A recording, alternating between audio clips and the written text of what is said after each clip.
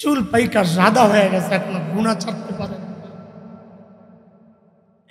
দাড়ি পাইকা সাদা হয়ে গেছে, এখনো গুনাহ ছাড়তে। সারাক্ষণ হাসতেছে, সারাক্ষণ আড্ডা, সারাক্ষণ গল্প, মরবে না কেন রে ভাই? এতটা নিশ্চিন্ত কোন কারণে হলাম বলেন? আজকে নিজেকে নিজে জিজ্ঞেস করেন। আবু বকর জান্নাতের গ্যারান্টি পাওয়া ব্যক্তি, ওমর জান্নাতের গ্যারান্টি পাওয়া ব্যক্তি, আমি আপনি কে আমাকে এতটা নিশ্চিন্ত করলো? আমাকে আপনাকে কে গ্যারান্টি দিছে বলেন যে আমাদের মৃত্যুর যন্ত্রণা হবে না? আমাকে আপনাকে কে গ্যারান্টি দিল যে আমাদের কবরে না?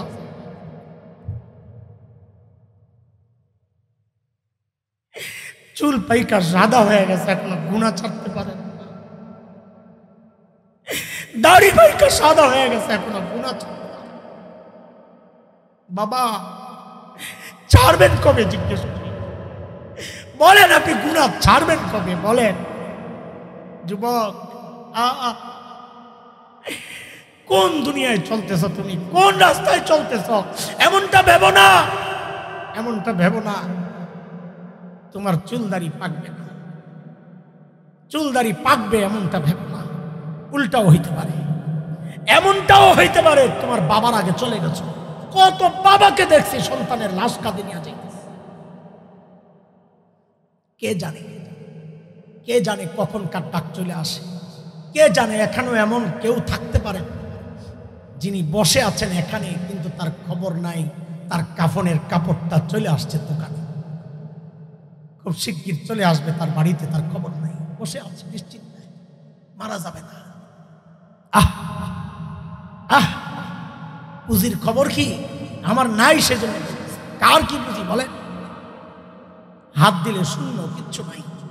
আরে আল্লাহর বান্দা, পুঁজি বানান, পুঁজি পুঁজি পুঁজি পুঁজি লাগবে। অন্তত এক ফোঁটা চোখের পানিরও তো পুঁজি বানান, একটু চোখের পানির তো কিছু একটা তো লাগবে আল্লাহর আদালতে দাঁড়াইতে। আর লাগবে বলে আল্লাহ মায়া করে করে ডেকে ডেকে বলছেন, ইয়া আইয়ুহাল্লাযীনা আমানুত্তাকুল্লাহ ওয়াল তানজুর নাফসুম মা কদ্দামাত লিগাদিন ওয়াত্তাকুল্লাহ। ও ঈমানদারেরা, আল্লাহকে ভয় করো। ভয় করা মানে আল্লাহর হুকুম মানা, আল্লাহর ভয়ে গুনাহ ছেড়ে দেওয়া। ভয় করা মানে হচ্ছে এটা। ভয় করা মানে খালি ভয় করি ভয় করি মুখে বলার জিনিস না, এটা গুনাহ ছাড়া হচ্ছে ভয় করা। আর আখিরাতের পুঁজি বানানো, এই দুইটার উপর আমল করার জন্যে, আল্লাহর ভয়ে গুনাহ ছাড়া আখিরাতের পুঁজি বানানো, এই দুইটার উপর আমল করার জন্যে সাহাবী জিন্দিগি লাগবে। সাহাবী জিন্দিগি কি? নেকের কাজ যতই ছোট হোক ছাড়বো না, গুনার কাজ যতই ছোট হোক করবো না। খাস কিছু আমল আছে যার দ্বারা আল্লাহর সাথে মহব্বত বাড়াইতে হয়। নফল নামাজ, বেশি বেশি তিলাওয়াত, দুরুদ, সুন্নতের আমল, আর একা একা আল্লাহর সাথে কথা বলা, দান সদকা করা, এগুলোর দ্বারা আল্লাহর সাথে মহব্বত তৈরি হয়। একা একা কথা যে বলবেন, কি বলবেন খুঁজে পান না, আল্লাহ লাগে কি কথা কম, চুপচাপ অন্ধকারে বসে বসে বলবেন কি, আল্লাহ আমার উপর রাগ হয়ে রয়েছেন, গুনাহ করছি দেখা, মাফ করলে তো, মাফ করে দিলেই তো রাগটা জায়গা দেন। আল্লাহ আমার নিজের হাত দিয়ে বানাইছেন, জাহান্নামে দেওয়ার জন্য দিবেন না, জাহান্নামে দিবেন না। আচ্ছা দিলে দিবেন আপনার ইচ্ছা, তবে আমার যদি জাহান্নামে দেন, আপনার শত্রু, আপনার নবীর শত্রু, আমার শত্রু শয়তান খুশি। আর আমার যদি জান্নাত দিয়ে দেন, আপনার দোস্ত হাবিব নবী খুশি হবেন। কাকে খুশি করবেন আপনার ইচ্ছা। বয়ে বয়ে বিড়বিড় বিড়বিড় করবেন তো মহব্বত বাড়বে। অমনি একদিন কয়ে ফেলবেন, আল্লাহ একটা কথা আছে জরুরি। কি কথা বল? আবার এই কথা শোনার অপেক্ষায় থাকেন না যে আল্লাহ কথা কইব এরপরে বাকিটা আপনি কইবেন না, মনে রাখেন জবাব চলে আসতেছে। কি কথা বলবি বল? আল্লাহ আমারে তো ইবাদতের সিজনে পাঠান নাই। এই ইবাদতের সিজন আবার কোনটা? বলে ওই যে সাহাবীদের যুগ, যারা নবীকে দেখে দেখে ইবাদত করছে, নবীকে দেখে দেখে সিজদা করছে। আমারে তো ইবাদতের সিজনে পাঠান নাই। আমি কইছি না কে এই যুগে পাঠাইতে, আমারে আপনি পাঠাইছেন অফ সিজনে, ফিতনার জমানায়। সুতরাং আমার আমলে একটু ভেজাল হইলে হইতেও পারে, কিন্তু রেটটা বাড়ায় দেওয়া লাগবে। বলেন কথা ঠিক কিনা বলেন? আল্লাহরে ধরবেন এইভাবে শক্ত করে, আল্লাহ আমার আমলের রেট বাড়ায় দেওয়া লাগবে। আপনারা মনে করেন না আমি এগুলো বানায় বানায় বলতেছি, এগুলো প্রত্যেকটার পেছনে কোরআন হাদিসের দলিল আছে। ওলামারা আছেন এখানে, নবী আলাইহিস সালাম বলেন নাই শেষ জমানায় সুন্নত আঁকড়ায়া ধরলে আল্লাহ সুন্নতের সওয়াব বাড়াইতে বাড়াইতে শহীদের সওয়াব দিয়ে দেন, বলেন নাই? তাহলে শেষ জমানায় আমলের রেট বাড়ে কি বাড়ে না বলেন? আপনারাই বলেন বাড়ে কি বাড়ে না? আল্লাহর ধরবেন, আল্লাহ পাঠাইছেন আপনি অফ সিজনে, তা আমার কি, আমার আমল ফ্রেশ হবে কোত্থেকে? এটা ফরমালিনওয়ালা আমল হবে, এটা বেদাতওয়ালা আমল হবে, এটা রিয়াওয়ালা আমল হবে। কিন্তু আল্লাহ পাঠাইছেন যেহেতু ফিতনার জমানায় অফ সিজনে, রেটটা একটু বাড়াইয়া দিয়ে আর কি দিবেন ইনশাল্লাহ। বলেন ইনশাল্লাহ দিবেন আল্লাহ ইনশাল্লাহ। হতাশ হয়েন না, ভরসা রাখেন। আল্লাহ আমাদেরকে ঠকানোর জন্য এই যুগে পাঠান নাই, আমাদেরকে বাঁচানোর জন্য পাঠাইছে। আলহামদুলিল্লাহ। বলেন আবার পেছনের কথায় যাই, তাহলে আমরা আগে ভাবতে পারবো। সূত্রটা আবার লাগাইয়ে নিই, আমাদের আমলকে কাদের সাথে মিলে, আখিরাতের প্রস্তুতি সাহাবীরা কিভাবে নিয়েছেন। ছোট্ট একটা কথা আমার সাথে অঙ্গীকার করবেন, তারপর আমরা কথা শুরু করব। বলেন সবাই, আমল যতই ছোট হোক, কি আর কি, নেকি ভালো কাজ, বলেন নেকি যতই ছোট হোক, সবাই বলেন, সবাই বলেন নেকি যতই ছোট হোক ছাড়ব না। বলেন আবার, নেকি যতই ছোট হোক ছাড়ব না, গুনাহ যতই ছোট হোক করব না, ইনশাআল্লাহ। ইনশাআল্লাহ এইটাই হচ্ছে সাহাবী জিন্দেগি, এইটাই হচ্ছে সাহাবী জিন্দেগি। সাহাবায়ে কেরাম গোটা জীবন এইভাবে চলেছেন।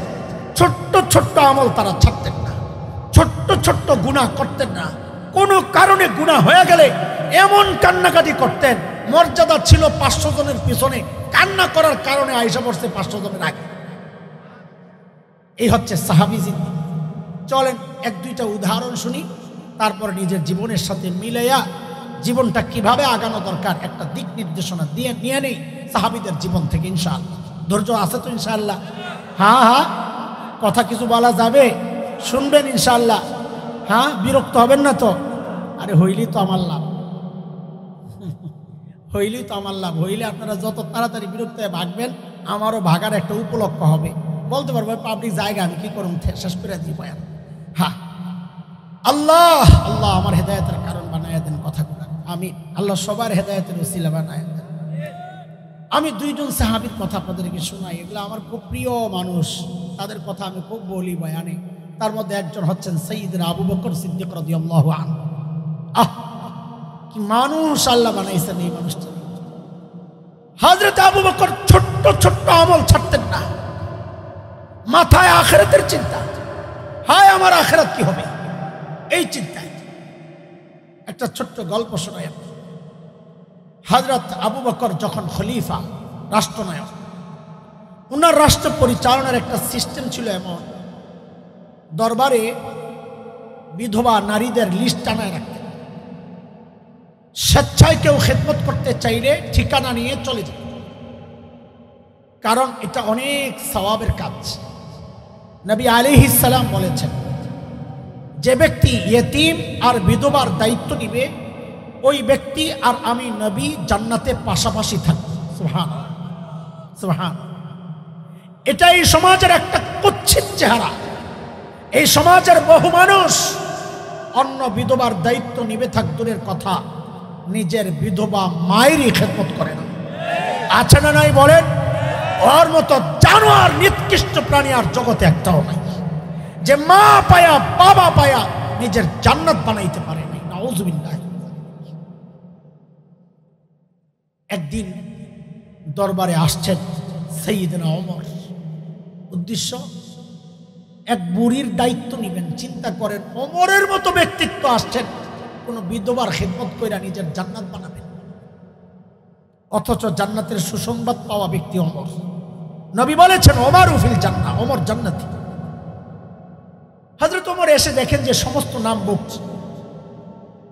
সব নামের পাশে টিক চিহ্ন দেওয়া, কেউ না কেউ আছেন দেখতে। একটা নাম শুধু খালি, ওই নামের পাশে কোনো নাম নেই। হযরত ওমর চিন্তা করলেন, তাইলে এই বুড়ির কাজটা আমিই করি। ঠিকানা নিয়ে পরদিন হযরত ওমর সকাল সকাল চলে গেছেন বুড়ির বাড়ি। কখন কখন কখন কেন সকালে? কেন? কারণ সাহাবীদের আমল ছিল এটা, কাজ শুরু করতেন সকালে। কেন এটা? কারণ নবী আলাইহিস সালাম যারা সকালে কাজ করেন তাদের জন্য আল্লাহর কাছে বরকতের দোয়া করছেন। আমাদের ঘরে বরকত আসে না কেন? 12টা পর্যন্ত ঘুমাইলে বরকত ঘুমায়া থাকে। আপনি ঘুম থেকে বরকতরে উড়াইতে চান কেমনে? হুজুরের কাছে আয়েন, তাবিজের লেগে পানি পড়ার লেগে। লাগাইছেন নিম গাছ, আমি হাসান জামিল এখন তাবিজ দেবো, এখন এই নিম গাছের মধ্যে আঙ্গুর ধরবে না। তাবিজের এত পাওয়ার, ওইটা তো জিনা ঠিকই করে, কিন্তু এই জায়গায় জিনা বুঝেন না, সব উল্টা পাল্টা করেন। আর হুজুরের কাছে আয় তাবিজ লন ঠিক করার জন্য। আল্লাহ মাথা মোটা মানুষ। পরদিন সকাল সাইয়েদনা উমর ইবনুল খাত্তাব বুড়ির দরজা নক করে বলে, মারি, আপনার ঘরের কাজগুলো করার জন্য আমি উমর ইবনুল খাত্তাব হাজির। বুড়ি ভেতর থেকে জবাব দেন, বাবা রে, প্রতিদিন যেই আল্লাহর বান্দা আমার ঘরের কাজগুলো করেন তিনি ইতিমধ্যেই কাজ করে চলে গেছেন। এই খেয়াল করে জবাব দেওয়া লাগবে। ফজরের পরে যায় কাজ পান নাই, তাইলে কাজটা হয়েছে কখন? ফজরের আগে। সাইয়েদনা ওমর চিন্তা করলেন, তাইলে আমাকে আরো আগে আসা লাগবে। ওই চিন্তায় সাইয়েদনা ওমর পরদিন তাহাজ্জুদের ওয়াক্ত বুড়ির দরজা নক করে বলে, মারি, আপনার ঘরের কাজগুলো করার জন্য আমি ওমর ইবনুল খাত্তাব হাজির। আজকেও বুড়ি হযরত ওমরকে অবাক করে জবাব দিচ্ছেন, বাবা রে, প্রতিদিন যেই আল্লাহর বান্দা আমার ঘরের কাজগুলো করেন তিনি ইতিমধ্যেই কাজ করে চলে গেছেন। এই কখন যায় কাজ পান নাই? আচ্ছা, মাকে মাঝখানে একটা কথা জিজ্ঞেস করি, তাহাজ্জুদের সময় চিনেননি আপনারা? কয়টা?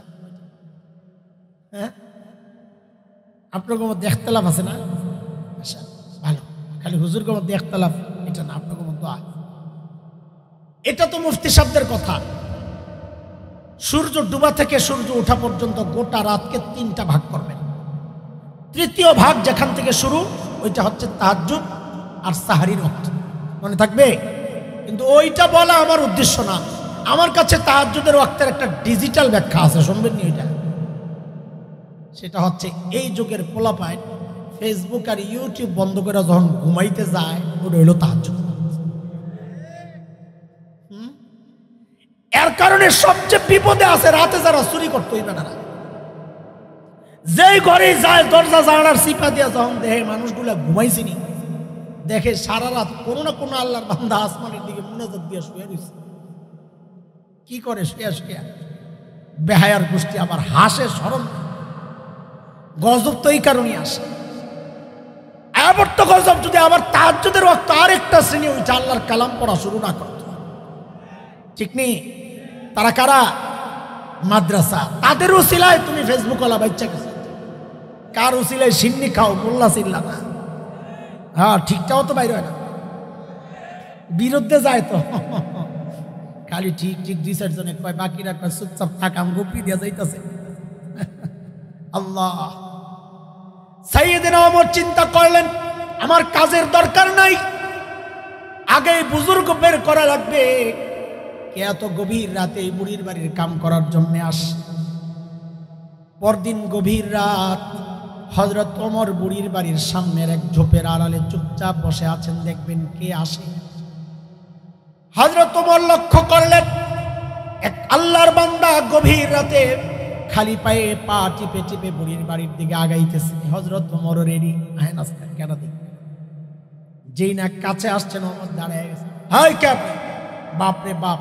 ওমর ছিলেন অনেক লম্বা, মানুষ ছিলেন উঁচা, আওয়াজও ছিল উঁচা। এমন ভাবে বলছেন, কে আপনি? আমার সামনে যদি এমন হঠাৎ করে কেউ দাঁড়ায় করে, এই কে? আমি তো কাপড় চোপড় নষ্ট করে। কিন্তু হযরত ওমরের ওই আওয়াজে ওই ব্যক্তি ভয় পাবেন থাক দূরের কথা, উল্টা হযরত ওমর যাকে দেখছেন নিজেই চমকায়া গেছেন। দেখেন, ইনি আর কেউ না, খলিফাতুল মুসলিমিন আবু বকর সিদ্দিক রাদিয়াল্লাহু তাআলা। আবু বকর, আপনি কেন? আরে এই কাজগুলো করার জন্য আমরা নয়। আবু বকর সারাদিন প্রশাসনিক কাজে ব্যস্ত থাকে, রাতে একটু ঘুমাবেন তা না, আপনি আসছেন বুড়ির বাড়ির কাজ করতে। এই ছোট্ট কাজগুলো করার জন্য আমরা নাই। হ্যাঁ, আবু বকর বলছেন, ওমর কি বলছেন এটা এখন বলবো না। আবু বকর কি বলছেন জবাবটা অল্প ছোট্ট, এই জবাবটাই আমার বয়ান, এতটুকু কথাই বয়ান, কিন্তু জবাবটা এখন দিচ্ছি না। কেন দিচ্ছি না? জবাবটার ওজন কত এটা বুঝতে হলে আগে আবু বকরের ওজন বোঝা লাগবে, কারণ ব্যক্তির ওজন না হইলে কথার ওজন বুঝে আসবে না। একটা উদাহরণ দিলে বুঝে, আপনাদের এলাকার এক পরিচিত ভিক্ষুক আছে, কথার কথা, আপনাকে দেখে ডাক দিছে, কাকা এদিকে আসো। আপনি মনে মনে করেন, আহারে বেটা তুই ডাক দিছস এমন দিনে আমার পকেট খালি। কাছে যাওয়ার পর দেখে দৃশ্য অন্যটা। ভিক্ষুক আপনাকে বলে কি, কালকে একটু দেখা করো, তোমারে খুশি করে দিব। আপনি মনে মনে হিক করে হাসা উঠছেন, মনে মনে বলেন, আহারে মাথা নষ্ট বুড়ার, নিজে খাইতে পায় না আবার আমারে বলে খুশি করতে। কথাটা কি? কালকে দেখা করো, খুশি করে দিব। এই কথার কারণে, ভিক্ষুক বলার কারণে আপনি উপহাস আর হাসি হাসলেন। একই কথা যদি দুনিয়ার শ্রেষ্ঠ অন্যতম ধনী ইলন মাস্ক যদি আপনারে ডাক দিয়া বলে, দোস্ত কালকে দেখা করো, তোমারে খুশি করে দিব, আপনি কে ডক্টর ইউনুসেরই তো ঘুম নষ্ট হয়ে যাইব, মোদি খবর পাইলে তার ঘুম হারাম হয়ে যাবে। কথা কিন্তু একটাই, কালকে দেখা করো, খুশি করে দিব। দুই কথার পার্থক্য এমন হইল কেন? ওই আগেরটার ব্যক্তির ওজন কম, কথাটারও ওজন কম। পরেরটার ব্যক্তির ওজন বড়, কথারও ওজন বেড়ে গেছে। বুঝে আসছেনি কথা? হযরত আবু বকরের জবাবটা যদি আমি দিতাম, এটা নাথিং, একদম সিম্পল, কি আসে যায়। কিন্তু জবাবটা যেহেতু আবু বকরের, আবু বকর যত ওজনওয়ালা, জবাবটাও ওই রকম ওজনওয়ালা। এই জায়গায় আপনাদেরকে রেখে আমরা অন্য জায়গায় যাচ্ছি। মনে রেখেন কোত্থেকে নিয়ে গেলাম, শুধু এতটুকু মনে রেখেন, বুড়ির বাড়ির সামনের দুই দোস্তের দেখা, এখান থেকে নিয়ে গেছি। আবু বকর আপনি কেন আসছেন, আবু বকর কি জবাব দিলেন, এইটা বুঝানোর জন্য একটু কিছু সময় আপনাদেরকে আবু বকরের ওজন বুঝাইতে চাই। আবু বকর কত বড় মানুষ ছিলেন, ধৈর্য হারায়েন না আপনারা। আশা করি ইনশাআল্লাহ ঠকবো না, আমিও আপনারাও ইনশাআল্লাহ। ইনশাআল্লাহ আবু বকর কত বড় মানুষ একটু শুনেন। আচ্ছা ওই ওমর দিয়েই বুঝাই। একদিন হযরত ওমর আসছেন আবু বকরের কাছে, এসে বলেন কি, দোস্ত আপনার সাথে একটা লেনদেন করতে চাই। কি লেনদেন? বলে, দোস্ত আমার জিন্দগির যত আমল করছি আমি। কে বলতেছেন? ওমর। কে? আমার জীবনের যত আমল আমি করছি, সমস্ত আমল আপনারে দিয়ে দিতে চাইলাম। আমার কাহিনী দেখছো, বেটা তো ভালো মানুষ কবে হয়ে গেল না, সারা জিন্দগি আমার সাথে আমল নিয়ে করলো প্রতিযোগিতা, এখন বলে সব দিয়া দিবে। না রে, এর ভিতরে আছে কোনো গুমর, যা জানেন দোস্ত ওমর, গুমর তো আছে। আবু বকর মানুষ সরল সোজা, কিন্তু বোকা তো না, বলেন কি না? এ আলেমদেরকে অনেকে মনে করে বোকা, না, যার সিনায় আসমানি এলেম সে বোকা হয় না। আরে বোকা তো সে যে আসমানি এলেম থেকে বঞ্চিত। আলেম বোকা হয় না, আলেম সরল সোজা হয়। আবু বকর কি ছিলেন না? কথা বলেন, কি ছিলেন? সরল সোজা ছিলেন, কিন্তু বিচক্ষণ ছিলেন খুব। একটা উদাহরণ শুনেন তাইলে বুঝবেন। সূরা লাহাব যখন নাজিল হয়েছে, তাব্বাত ইয়াদা আবি লাহাব, কার ব্যাপারে? সূরা লাহাব কার ব্যাপারে নাজিল হয়েছে? কি রে কয় কেউ ভাই? আবু লাহাবের কি আপনাকে দিল থেকে বেডিগো ডর এখনো যায় নাই? হ্যাঁ, এখন কয় আবু লাহাবের স্ত্রী এতক্ষণ পরে। খালি কি আবু লাহাব সম্পর্কে নাজিল হয়েছে না বউ আছে? তো বউটা কর না কেন? বেডিগো ডর কলিজায় ঢুকছে ভালো মতন না? আরে পালাইছে তো। এখন এতক্ষণ পরে কয় জি জি, এত বেশি জি কয় না, আশেপাশে আছে চট করে ঢুকে যাইব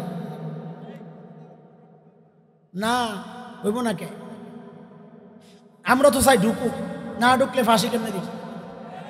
কিরে ভাই, আসেন আসেন, ওয়েলকাম। চট কইরা ঢুকা যান না, চট কইরা ঢুকা যান। চট কইরা না, বলেন কি? চট কইরা। পোলাবানি এবার পাইরে কিন্তু কালামানিকার মতন পিডাইয়া কলা পাতা হয়ে থইব। কালামানিকার তো বিশেষ জায়গায় লাথি দিয়া বরবাদ করছে, আপনার তো লাথি দিতে পারবো না, মাথাটা ভাড়াইয়া দিবে। হ্যাঁ, এই কাম করিস না, আইনের হাতে তুলে দিব। আইন যা করছে আইনই যথেষ্ট, শাস্তি দেওয়ার জন্য। আবু লাহাবের বউ উম্মে জামিল বিনতে হারব ইবনে উমাইয়া, এই মহিলা ছিল খুব রাগী। যেই শুনছে সূরা তার ব্যাপারেও নাযিল হয়েছে যে তোরও সাইজ করা হইব, ওমরাআতু, তোরও সাইজ করা হইব, বেরিয়ে এমন খেপা খেপছে, পাথর একটা লইছে নবীরে মারবে, খুঁজতেছে, খুঁজতে খুঁজতে খুঁজতে খুঁজতে কাবার কাছে নবী তিলাওয়াত করতেছিলেন কোরআনুল কারীম, ওখানে চলে গেছে। সাইয়েদনা আবু বকর পাশে বসে বসে পাহারাদারি করতেছেন। দেখছেন আবু বকর উম্মে জামিল যে আসতেছে হাতে পাথর, তো নবী আলাইহিস সালামকে বলতেছে, ইয়া রাসূলুল্লাহ, উম্মে জামিল আসতেছে, ওর হাতে পাথর, মানে মারবে, চলেন জায়গা। আল্লাহর হাবিব বলেন কি, আবু বকর টেনশন করে ওরে আসতে দেন, আসতে দেন, আসুক। আবু বকর কি কয়, আসুক কেন? কারে ও আয়েশা তো আমারে দেখবি। ও ভাই, আমার চোখ ঠিক আছে, ভাই বসা। এখন ভাই যে কয় হুজুর আমারে দেখবি না, এটা কি আপনার কাছে অবাক করা বিষয় না? কথা কয়, অবাক করা বিষয় হলে সুবহানাল্লাহ বাজ্জায় বলবেন না, থাক, কষ্ট হইলে থাক, মাইক থাকবো তো জোরে কর। আশ্চর্য, কোন জায়গায় সুবহানাল্লাহ পড়বো এটাও জানেন। কেন দেখবে না? উম্মে জামিলের চোখ ঠিক আছে, নবীও বসা, তো কেন দেখবে না? কারণ আল্লাহ তাআলা আমার নবীকে এটা আগেই জানায় রাখছেন। সূরা বনি ইসরাইল 15 নম্বর পারার শুরুর যে সূরা, সূরা বনি ইসরাইল 45 নম্বর আয়াত, আল্লাহ আগেই জানায় রাখছেন কি, وَإِذَا قَرَأْتَ الْقُرْآنَ جَعَلْنَا بَيْنَكَ وَبَيْنَ الَّذِينَ لَا يُؤْمِنُونَ بِالْآخِرَةِ حِجَابًا مَسْتُورًا। নবী আপনি যখন তিলাওয়াত করবেন, আপনার আর বেঈমানদের মাঝখানে আমি নিরাপত্তা পর্দা দিয়ে দিব, ওরা আপনাকে দেখবে না। ঠিকই উম্মে জামিল আয়েশা খালি খুঁজে। আবু বকর তো বুঝছেন, সান্দু তুমি তো নবীরে দেখো না, আবু বকররে তো দেখে। আবু বকররে পাইয়ে ধরছে, এই মোল্লা।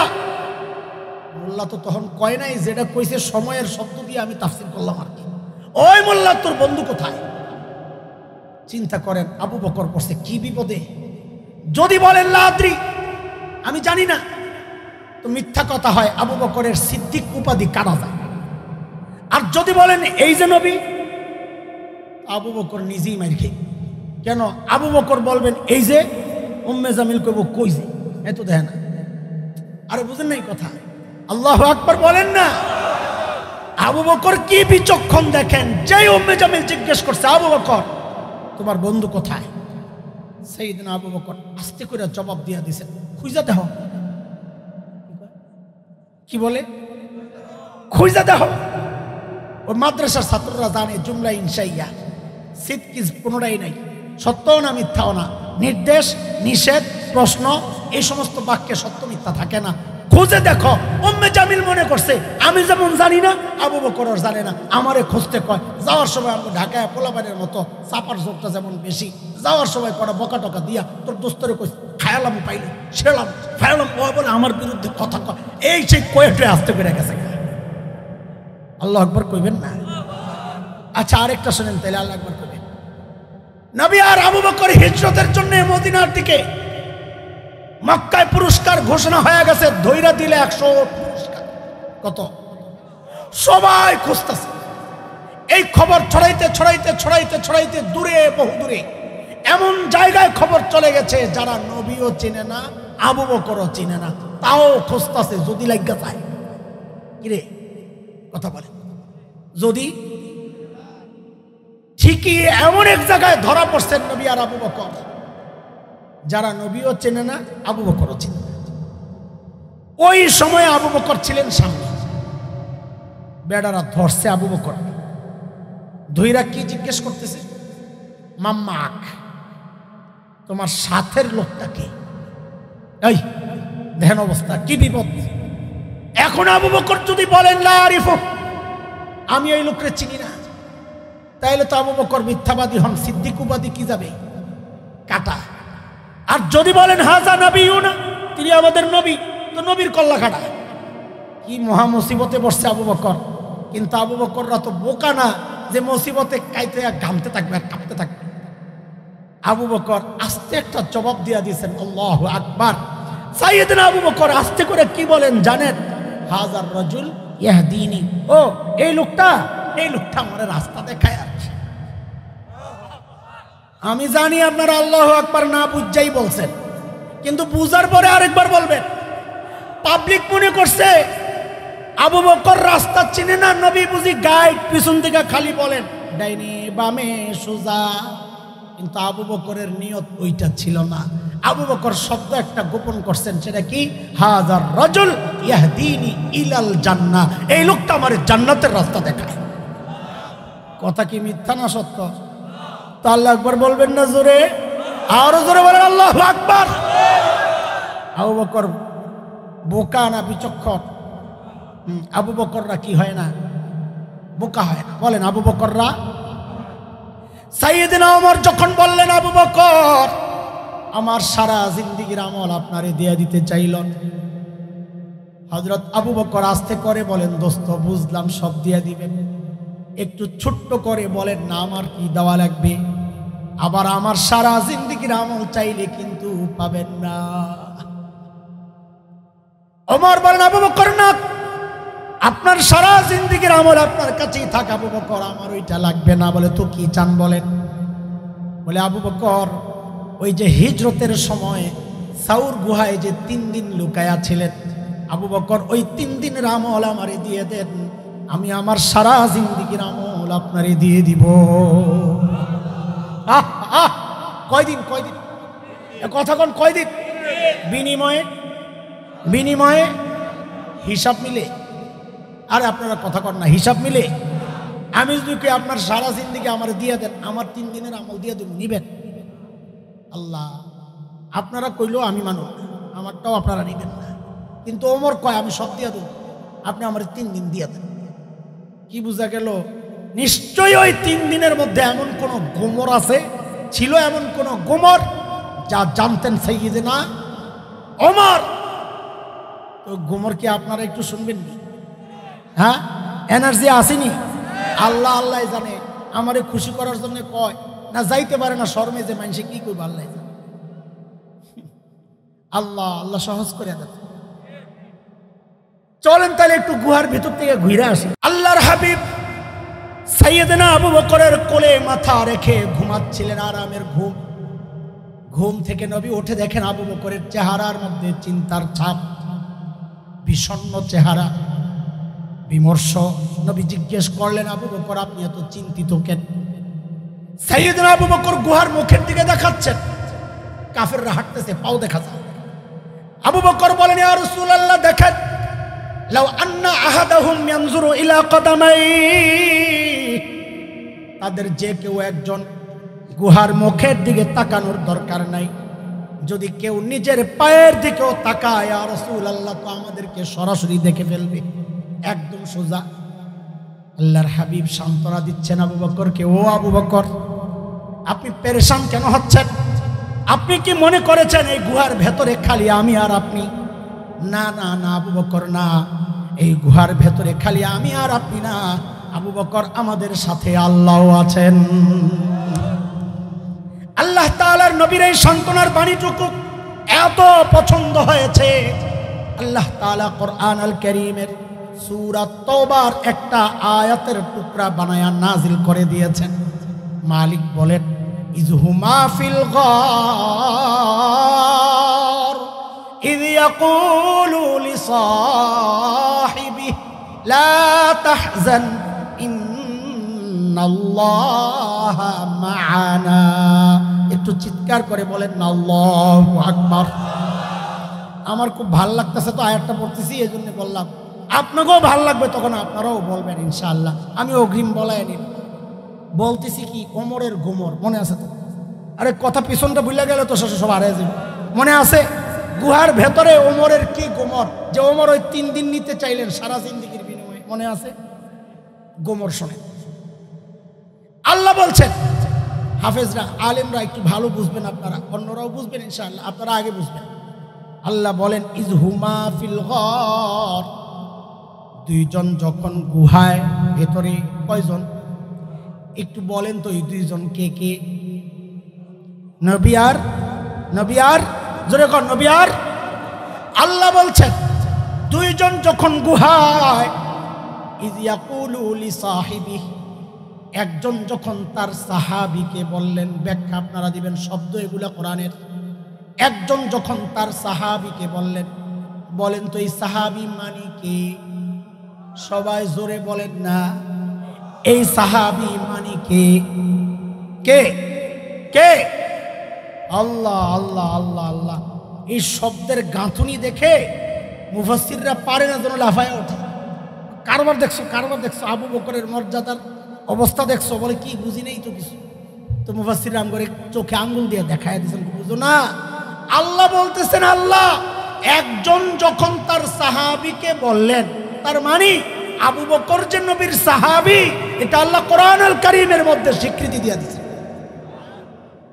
ইযহুমা ফিল গার ইয ইয়াকুলু লিসাহিবিহি। এই জন্যে মুহাক্কিক আলেমরা বলেন, কেউ যদি আবু বকর সাহাবীটা অস্বীকার করে তার ঈমান চলে যাবে। কেন? কারণ কোরআন বলতেছে আবু বকর সাহাবী, তুমি কেন অস্বীকার করো? তাহলে কোরআন অস্বীকার করা। কিন্তু ওমরের গোমর কিন্তু এটা না। আপনারা মনে করছেন এটা না, এটা এক্সট্রা। ওমরের গোমর সামনে নবীর বক্তব্য। আবু বকর লা তাহজান, আপনি ঘাবড়ায়েন না। কেন? ইন্নাল্লাহা মাআনা, আমার হাতের দিকে দেখেন, আমার হাতের দিকে দেখেন। ইন্নাল্লাহা মাআনা। আবু বকর, আল্লাহ আমাদের, বলেন বাকিটা আপনারা বলেন, আল্লাহ আমাদের, আবার বলেন আল্লাহ আল্লাহ আমাদের। ওমরকে কামসাস। আবু বকর চলে গেছে ধরা ছোঁয়ার বাইরে, এই বেড়ারে ধরার আর কোনো রাস্তা নাই। কেন? কারণ ওমর চিন্তা করছে নবীর সাথে আমার সম্পর্কের লেভেলটা কি। এক হাদিস শুনেন, হযরত ওমর সম্পর্কে নবী বলেছেন, লাউ কানা বাদি, বলেন আলেমরা বলেন, লাউ কানা বাদি, হ্যাঁ জোরে কও, নাবিয়্য। ওই একজন কইছে নাবিয়্যান। দেখছেন ঝামেলা আছে, এই জন্য আমি চুপ থাকছি বলার জন্য, আপনারা বলেন। এটা ব্যাপকভাবে এই ভুলটা ছড়ায় গেছে। আমি আলেমদেরকে বলতেছি, সাধারণরা বুঝবেন। ব্যাপকভাবে কেমনে জানি নাবিয়ান ছড়ায় গেছে। নাবিয়ান কেন হবে ভাই? কানার ইসিম নবী, বাদি জরফ খবর মুকদ্দম। লাউ কানা বাদি নবিয়ান ভুল। আপনারা সাধারণরা বুঝবেন না, এটা আরবি গ্রামারের একটা কথা বললাম যেন কেউ হাদিসে ভুলটা না করে। ঠিক আছে, এটা হাদিস না হইলে বলতাম না। হাদিসের ভুল করা এটা অমার্জনীয় অপরাধ। লাউ কানা বাদি নবিয়্যুন লাকানা ওমর। নবী বলেন আমার পরে, আমার হাত দেখতে হবে, হাত। নবী বলেন আমার পরে, কবে? আমার পরে যদি কেউ নবী হতো তো কে হতো? আল্লাহু আকবার বলেন। ওমরের মর্যাদা কত, সুবহানাল্লাহ। নবী বলেছেন নাকি আমার পরে যদি কেউ নবী হতো আবু বকর হতো? বলছেন কি? বলছেন কে হতো? আবেগের পেছনে না ছুটে হাদিস থেকে কি বুঝেছেন বলেন তো? এই হাদিস কি প্রমাণ করে মর্যাদা বেশি কার, আবু বকরের না ওমরের? কার? ওমরের। সাবাস, এটাই তো বুঝায়। আবু বকরের হইলে নবী বলতেন আমার পরে কেউ নবী হলে আবু বকর হতো। নবী তো তা বলেন নাই। নবী বলতেছেন আমার পরে কেউ নবী হলে ওমর হতো।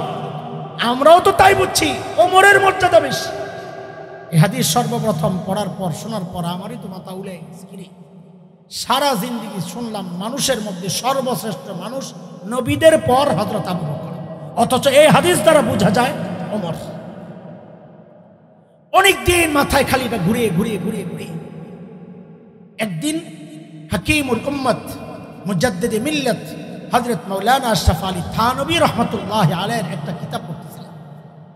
হঠাৎ দেখি ওই প্রশ্নের জবাব যে না হযরত থানভী বলেন না, এই হাদিসও প্রমাণ করে মর্যাদা ওমরের না, মর্যাদা আবু বকরের বেশি। কেমনি? বলে আমরা বুঝি নাই, ওমর ঠিকই বুঝছেন, হাকিমুল উম্মতরা ঠিকই বুঝছেন যে মর্যাদা বেশি আবু বকরের। কেন? ওমর বুঝে গেছেন, হাদিস দ্বারা বুঝা গেছে নবীর সাথে আমার সম্পর্কের লেভেল হচ্ছে বাদিয়তের। নবী বলেন, ওমর আমার পরে যদি কেউ নবী হতো আপনি হতেন। তার মানে ওমরের জায়গা কই? কথা কয় না? কোথায় কোথায় কোথায় কোথায়? ওমর কয় সারা জিন্দেগি আমল করলাম। নবী কয় ওমর আমি আগে, আপনি পিছনে। আর আবু বকর 3 দিন ছিলেন গুহায়। নবী কয় আবু বকর আপনি ঘাবড়ায়েন না, আল্লাহ আপনার সাথে, আমিও আপনার সাথে। আল্লাহু আকবার। আবু বকরের সাথে নবীর সম্পর্কটা মাইয়তের। আলেমরা এক শব্দে বুঝেন, মাইয়তের সাথে সাথে। আলেমরা বলেন মানে হচ্ছে যদি নবীর পরে কেউ নবী হতো ওমর হতো, কিন্তু যদি মুসা আর হারুন আলাইহিস সালামের মতো নবীর সাথে সাথে কেউ নবী হতো তা আবু বকরই হতো। এটা হচ্ছে মাইয়তের সম্পর্ক। ওমর কয় আমার সারা জিন্দেগি লাগবে না, আমার এই 3 দিন লাগবে দিয়ে দেন। ওই গোমর বুঝছেন ওমর, আবু বকর কি বোকা? কি বুঝাইছি এতক্ষণ? আবু বকর বুঝেন নাই, এই গোমর কথা কয় না। বুঝছেন না, বুঝেন নাই? আবু বকর কি জবাব দিয়েছেন শুনবেন। আল্লাহু আকবার। সর্বপ্রথম, আজ থেকে 8-10 বছর আগের কথা, সর্বপ্রথম যেদিন কিতাবে আমি আবু বকরের জবাবটা পাইছি, আল্লাহকে সাক্ষী রেখে বলছি, আল্লাহকে সাক্ষী রেখে বলছি, আবু বকরের জবাবটা পড়ার সাথে সাথে আমি কান্না করে দিয়েছি। আরে কি মানুষ আবু বকর! আহ, কি মানুষ আবু বকর! আবু বকর বলেন কি জানেন? আবু বকর বলেন কি জানেন? ওমর বলেন কি আপনি? আরে ভাই বলেন কি আপনি? এই 3 দিন যদি আপনার দিয়ে দেই তো আমার জিন্দেগিতে আর থাকে কি? আমি তো জীবনে কিছু করতে পারি নাই রে ভাই, এই 3 দিনই তো আমার পুঁজি। আবু বকর যদি জিন্দেগিতে কিছু না করে তো করছে কে? আমরা মনে করতেছি আমরা অনেক কিছু করছি, জান্নাত কয়েকটা আল্লাহ রেডি করে রাখছেন। আর আবু বকর কয় জিন্দেগিতে কিছু করতে পারি নাই আমি। আর আবু বকর করেন নাই কি সেটা করতে? হিজরতের রাত নবী আলাইহিস সালাম যায় দরজায় খালি একটা টোকা দিয়েছেন, টোকা, সাথে সাথে দরজা খুলে গেছে। নবী অবাক হয়ে তাকায় আছেন। আবু বকর আপনি ঘুমান নাই? হযরত আবু বকর বলেন, ইয়া রাসূলুল্লাহ 6 মাস আগে বলছিলেন যাওয়া লাগতে পারে, সেই দিন থেকে আজ পর্যন্ত এই দরজাটারে বালিশ বানায় দাঁড়ায় দাঁড়ায় কখন ডাক পড়ে দরজা খুলতে দেরি হইলে না আপনি বিপদে পড়ে যান, দাঁড়ায় দাঁড়ায়। সে আবু বকর কয় জীবনে কিছু করি নাই। আরে করেন নাই কি সেটা কর। ধনী ছিলেন আবু বকর, গরিব না, ধনী ছিলেন। ইসলামের জন্য, নবীর জন্য খরচ করতে করতে একদম নিঃস্ব হইয়া কিচ্ছু নাই। কিভাবে নিঃস্ব হয়েছেন জানেন? মসজিদে নববীতে বৈশা বৈশা আবু বকর দোয়া করে আর কাঁদে। সাহাবীরা কয় দেখি তো কি দোয়া করে, শিক্ষা লাগবো তো, বড় মানুষ আবু বকর। যায়া শুনি কি আবু বকর দোয়ায় কাঁদতেছে আর বলতেছে, ও আল্লাহ আপনার নবীর দিলের মধ্যে কথাটা ঢেলে দেন, ইয়া রাসূলুল্লাহ, ও আমার নবী, আমার হাবিব, আবু বকরের মাল আপনি চাইয়েন না, আবু বকরের কাছে আপনি কিছু চাইয়েন না। আবু বকরের মাল রে নিজের মাল মনে করে খরচ করবেন। কেন? আপনি চাইলে আবু বকরের দিতে লজ্জা লাগে, হাতটা আবু বকরের উপরে যায়, আপনারটা নিচে যায়, আবু বকর সইতে পারে না। আবু বকরের কাছে আপনি কিচ্ছু চাইয়েন না, আবু বকরের মাল আপনার মাল মনে করে আপনি খরচ করতে থাকেন। আবু বকর কাঁদতেছে এই কথা কইয়া কইয়া।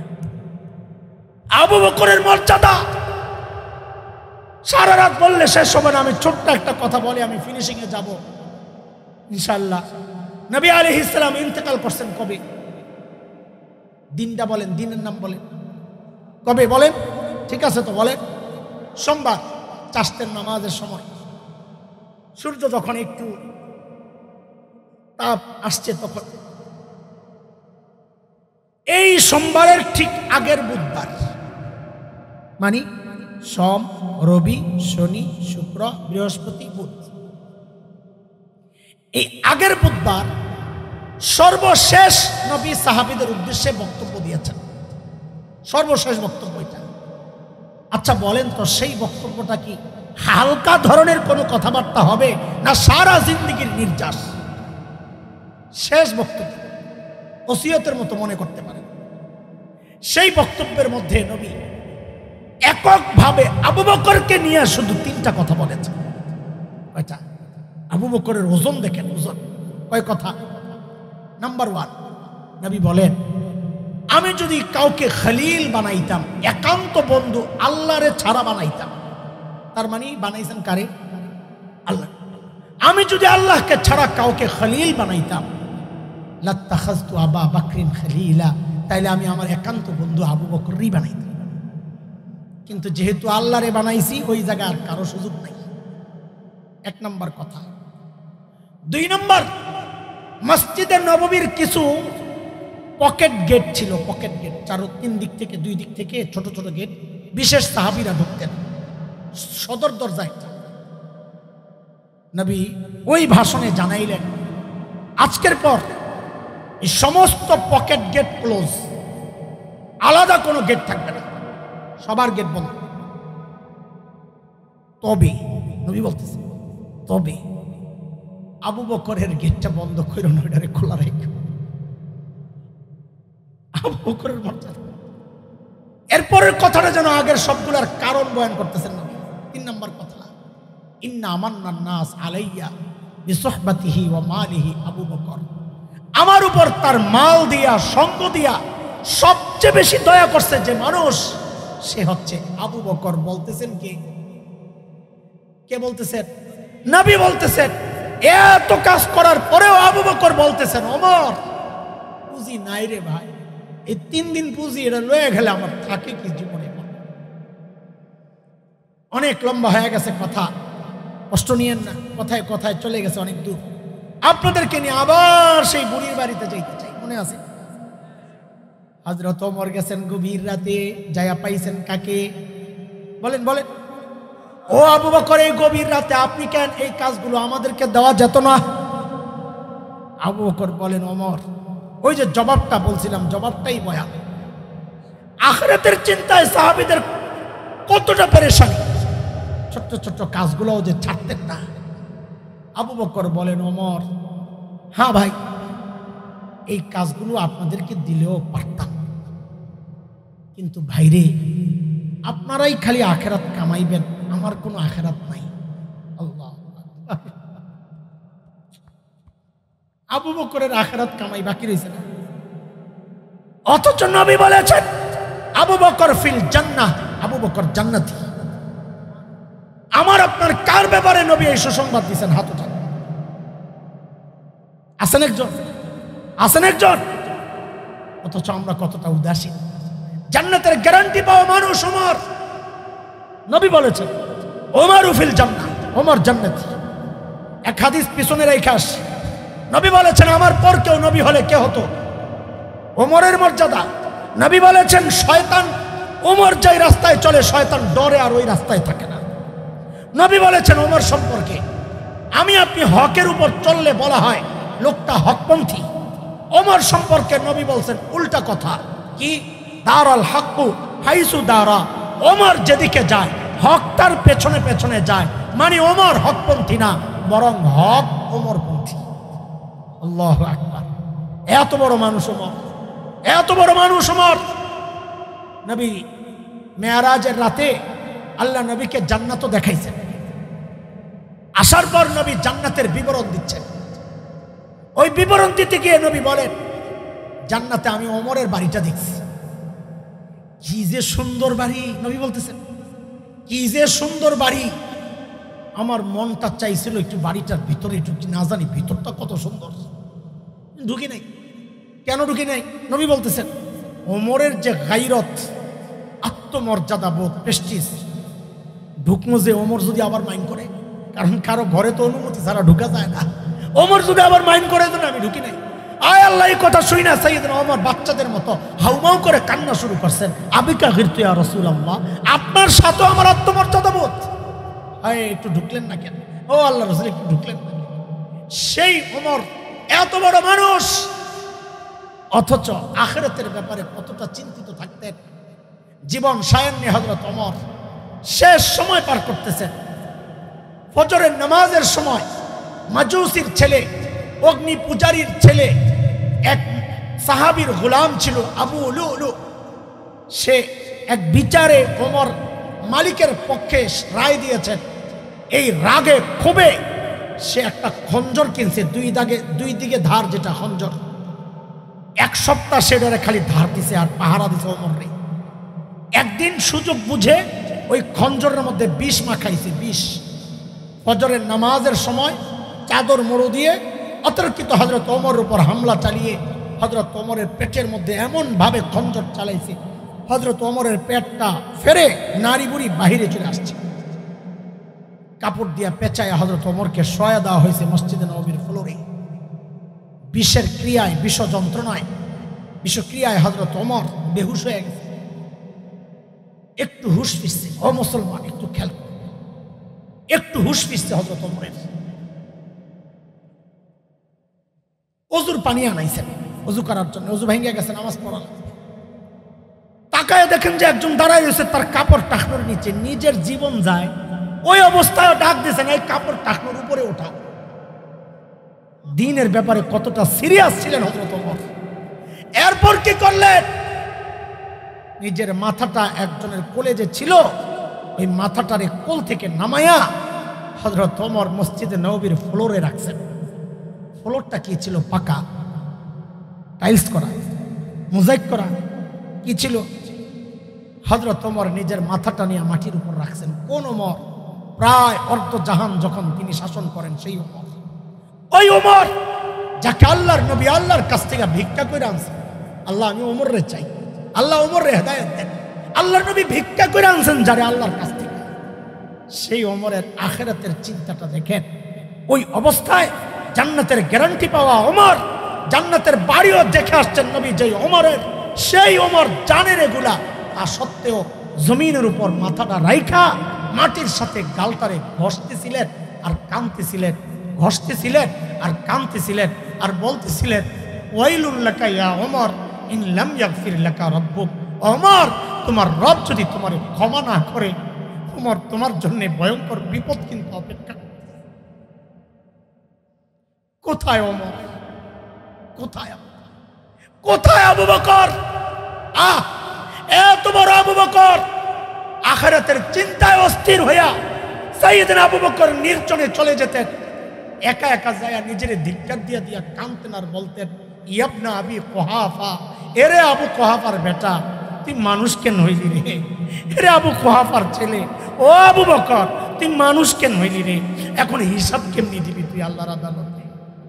বলে, আবু বকরের যদি হিসাব দিয়া যাইতে হয় তো বিনা হিসাবে জান্নাতে যাবেন কি? হ্যাঁ, আবু বকর কান্দে। গাছের পাতা দেখলে আবু বকর কান্দে। কি বইলা? ইয়া লাইতানি কুনতু ওয়ারাকা মিনাশ শাজারা তুদাত ওতুকাল। হায়, আমি মানুষ না হইয়া যদি গাছের পাতা হইতাম তো জীবজন্তু আমারে চাবায় চাবায় খায়, আমার আর হিসাব দেওয়া লাগতো না। এখন আমি হিসাব কেমনে দেব? আবু বকর এমন বেকুল তো হওয়ার কথা ছিল আমার মতো জালিমের, এমন অস্থির আখিরাত নিয়ে এতটা চিন্তিত হওয়ার কথা ছিল আমার মতো জালিমের। আমি তো বটেই। অধিকাংশ মানুষের চেহারার দিকে তাকাইলে মনে হয় না তার আখিরাতের কোনো চিন্তা। হাসতেছে, সারাক্ষণ হাসতেছে, সারাক্ষণ আড্ডা, সারাক্ষণ গল্প, মরবে না কেন রে ভাই? এতটা নিশ্চিন্ত কোন কারণে হলাম বলেন? আজকে নিজেকে নিজে জিজ্ঞেস করেন। আবু বকর জান্নাতের গ্যারান্টি পাওয়া ব্যক্তি, ওমর জান্নাতের গ্যারান্টি পাওয়া ব্যক্তি। আমি আপনি কে আমাকে এতটা নিশ্চিন্ত করলো? আমাকে আপনাকে কে গ্যারান্টি দিছে বলেন যে আমাদের মৃত্যুর যন্ত্রণা হবে না? আমাকে আপনাকে কে গ্যারান্টি দিল যে আমাদের কবরে না?